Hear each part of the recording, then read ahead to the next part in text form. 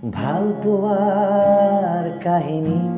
বহুবাৰ গোৱা হ'ল প্ৰেম নামৰ এবাৰ তাৰমানে নৱেম্বৰলৈকে আমি একো ঠাণ্ডা ফিলেই নকৰোঁ এইবাৰ নৱেম্বৰত অকণ ঠাণ্ডা অলপ ফিল কৰিছিলোঁ পষ্ট মেলনি অহাৰ কাৰণে হৈছে নেকি? মই মানে জীৱনটোত মোৰ শুব নোপোৱা হৈ গৈছিলোঁ কণ্টিনিউৱাছ ভাল পাব এনেকৈ প্ৰকাশ মানে আপোনাৰ সংগীতৰ প্ৰতি ভাল পোৱা তুমি আৰু মই হাতত হাত ধৰি কোনো পাৰ্কৰ সুন্দৰ আবেলি ভৱিষ্যতৰ প্লেনিং আৰু কি মিউজিক কৰি ফাইনেন্সিয়েলি আৰ্থিকভাৱে